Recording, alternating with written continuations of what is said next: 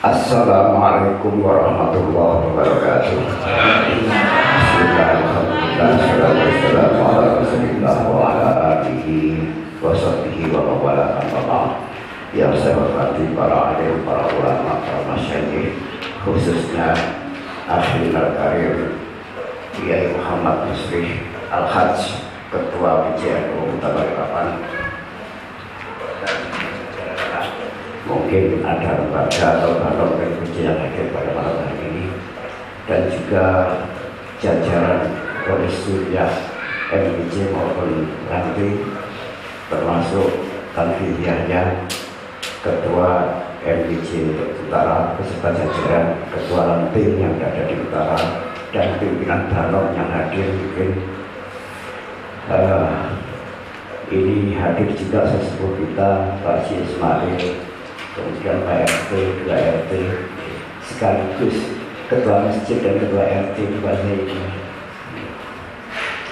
Alhamdulillah pada malam hari ini kita bisa bertemu di tempat yang mulia ini.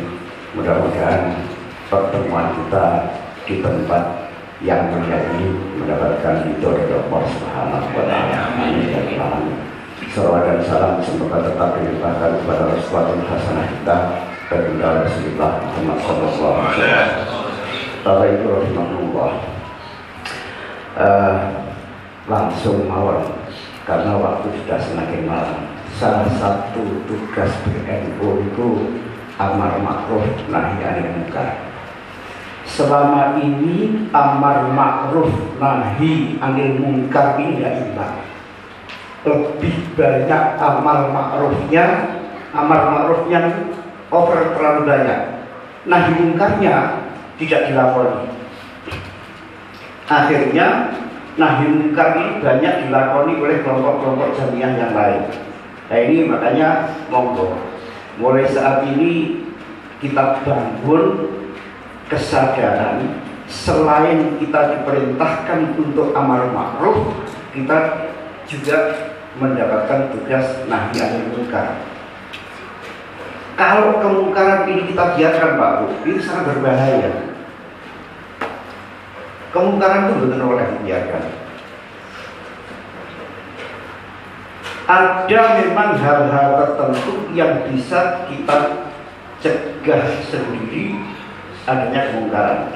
Akan tetapi ada bentuk kemungkaran yang kita mencegahnya itu harus melalui jamiah atau bareng-bareng berjamaah. Makanya berdirilah jamiah. Jamiah ini tujuannya selain untuk amar ma'ruf juga untuk nahi munkar. Rasulullah dawuh, man ra'a minkum munkaran falyughayyir biyadihi. Ya, ini Ketua MPJ ya dengan kebijakannya, Ketua RT dengan kebijakannya, begitu juga sesuai dengan kapasitas kekuatannya. Lalu sakit tapi disani kata Rasulullah dengan dituturi, dan ini biasanya tapi disani yang tadi sejumlah guru ngaji dan sebagainya. Kalau memang itu nggak bisa, kami korupsi. Dari maaful iman, roh muslim, tahu. Ini tugas nahi munkar yang diemban oleh Nahdlatul Ulama semakin tenggelam, Pak. Kita semakin abai terhadap kemungkaran-kemungkaran, kesalahan-kesalahan yang ada di masyarakat. Jangan sampai kita atas nama tawassut moderat, kemudian kita membiarkan adanya kemungkaran. Ini benar-benar itu tidak moderat. Kita boleh moderat, akan tetapi kita harus tidak tegak lurus. Aturan bagaimana itu harus kita tegakkan. Contoh, sekarang banyak berdiri tempat ibadah non-muslim di lingkungan umat Islam, yang itu mendapatkan tanda tangan dari masyarakat sekitar yang berwenang untuk mengeluarkan rekomendasi, tidak pernah mengecek tapi mengeluarkan rekomendasi. Akhirnya pihak-pihak yang harus mengeluarkan izin tidak bisa menolak karena sudah ada rekomendasi. Ini pengakuan wali kota, pengakuan pemenang seperti ini.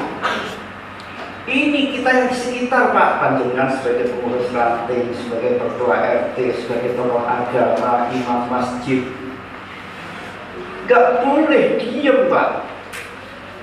Ada aturannya. Mendirikan tempat ibadah suatu pemeluk agama di lingkungan umat yang sudah beragama itu tidak boleh melanggar undang-undang. Mengapa bisa tanda tangan didapat dari masyarakat sekitar yang di situ mayoritas muslim?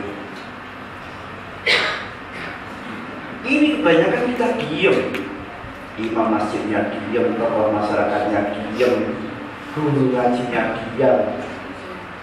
Nahi mungkar kita itu wajib, Pak. Man ra'a minkum munkaran falyughayyir. Berpenoleh.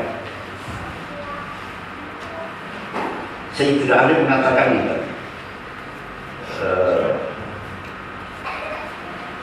ketika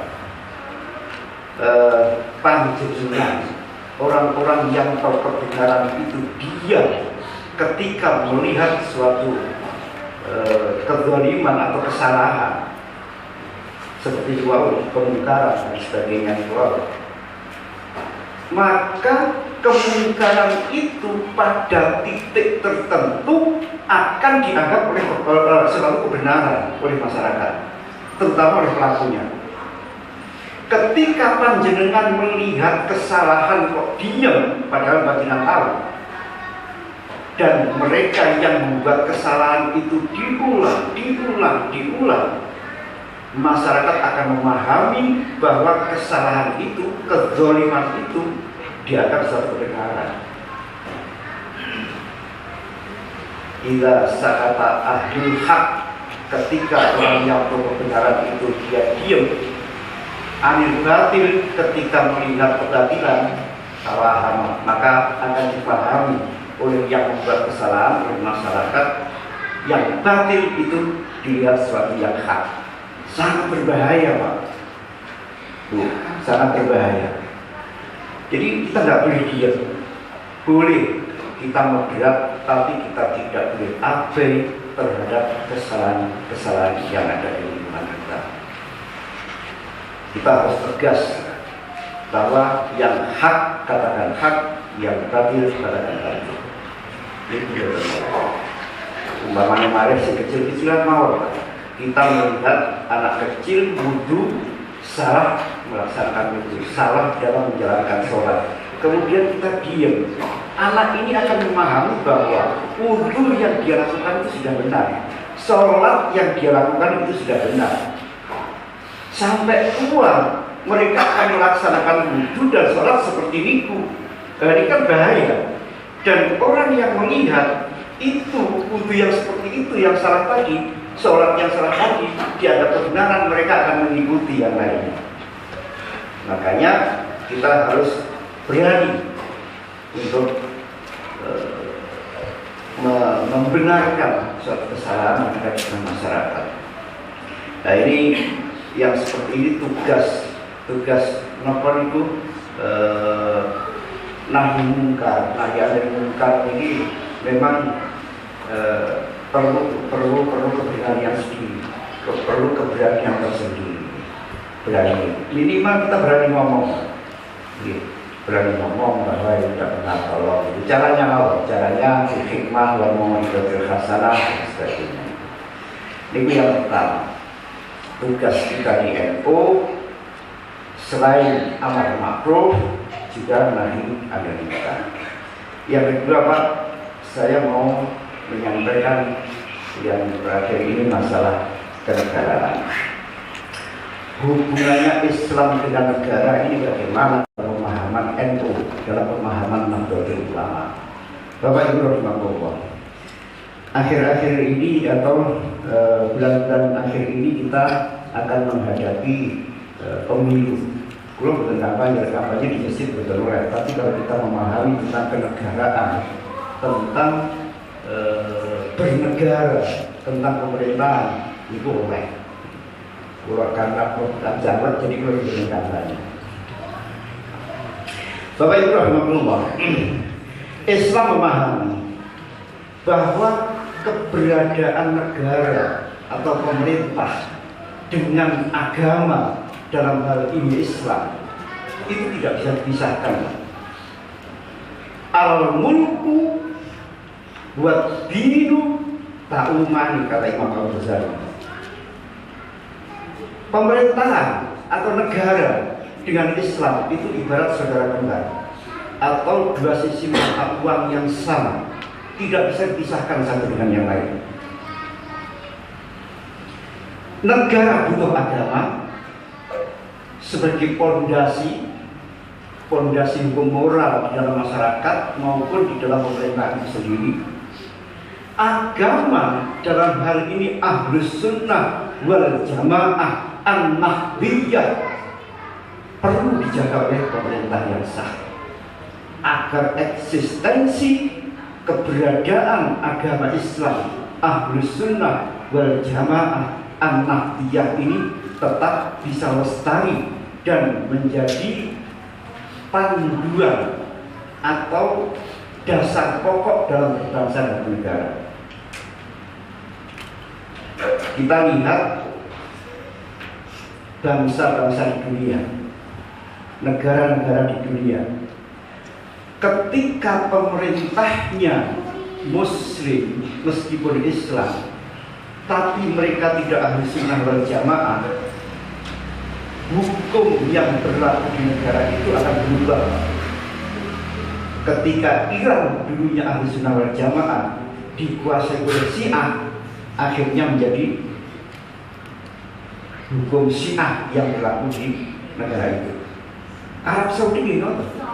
Arab Saudi dulu Ahlus Sunnah wal Jamaah, begitu dikuasai oleh Wahabiyah, hukum yang berlaku di situ hukum Wahabiyah. Begitu seterusnya. Makanya di Indonesia ulama-ulama NU memegang teguh dawuh Imam Al-Ghazali yang mengatakan al-mulku wad-dinu ta'uban. Fad-dinu aslun was-sultanu harisun, kata Imam Al-Ghazali. Agama sebagai pondasi, sebagai ruh untuk kehidupan berbangsa dan bernegara. Makanya Indonesia itu bukan negara sekuler. Indonesia juga bukan negara agama, akan tetapi negara orang-orang yang beragama. Ateisme bukan orang di Indonesia. Komunisme nggak boleh hidup di Indonesia. Semua yang tidak percaya kepada Tuhan, tidak punya agama, tidak punya kepercayaan kepada Tuhan Yang Maha Esa, tidak boleh hidup di Indonesia. Buktinya apa? Islam bisa mempengaruhi meskipun negara kita itu bukan negara Islam. Akan tetapi ketika ulama ini menguasai negara waktu, buktinya satu, di Indonesia itu ada undang-undang perkawinan atau kompilasi hukum Islam. Nikah beda agama tidak boleh. Akan tetapi begitu ada hakim yang tidak paham agama mengesahkan pernikahan beda agama, ini kan menjadi malapetaka. Oleh karena itu kita milih pemimpin betul main-main, betul main-main. Karena nanti hubungannya dengan kebijakan. Ada undang-undang pengelolaan zakat, ada undang-undang masalah haji, ada undang-undang masalah ekonomi syariah, ada undang-undang masalah bank syariah, dan lain sebagainya. Lambat laun, meskipun Indonesia ini tidak berdasarkan kepada agama Islam, Akan tetapi karena mayoritas umat Islam dan pemimpinnya paham dengan Islam, undang-undang yang dikeluarkan tidak akan bertentangan dengan hukum Islam. Kalau undang-undang itu tidak bertentangan dengan hukum Islam, berarti undang-undang itu sesuai dengan hukum Islam. Undang-undang yang sesuai dengan hukum Islam berarti jadi fikih. Jadi fikihnya zakat di Indonesia di undang-undang zakat, fikihnya pernikahan di Indonesia dipakai undang-undang populasi hukum Islam, fikihnya ekonomi syariat Indonesia memakai undang-undang bank syariat, undang-undang masalah ekonomi syariat dan sebagainya itu. Maka ini para ulama kita mengatakan hubbul watan minal iman itu benar, Pak. Itu memang betul. Selain kita diajarkan untuk cinta dan menjalankan agama, kita juga harus cinta kepada tanah air kita. Kenapa begitu? Karena di bumi ini, Nusantara ini berdiri ratusan ribu bahkan jutaan tempat ibadah, mulai masjid, langgar, musola, apapun sebutannya. Itu harus kita lindungi, Pak. Di sini, di bumi ini ada ribuan, puluhan ribu bahkan ratusan ribu pondok pesantren, madrasah diniyah. Itu harus kita lindungi, Pak. Kalau negara ini jebol, pemerintahnya seandainya ateis, kemudian nanti digusur semua masjid itu, tidak boleh ada pendidikan yang berbau Islam, pesantren ditutup dan lain sebagainya, undang-undang pesantren dibangun, repot kan? Makanya ulama kita mengatakan bahwa Islam dan pemerintahan suatu negara itu adalah satu kesatuan yang tidak bisa dipisahkan. Dari sini kita harus memahami bahwa dalam hal memilih pemimpin harus sesuai dengan pemikiran kita. Kalau kita ingin Islam Ahlus Sunnah wal Jamaah ini kita tegak, monggo ijtihad kita harus mengarah ke sana.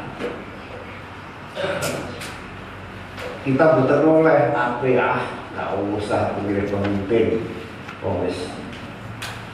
Pemilu wis mulai 5 tahun sekali. Lek panjenengan boten milih pemimpin, nanti pemimpin itu dipilih oleh orang-orang yang tidak paham dengan agama. Akhirnya pemimpin yang naik adalah orang yang tidak paham agama.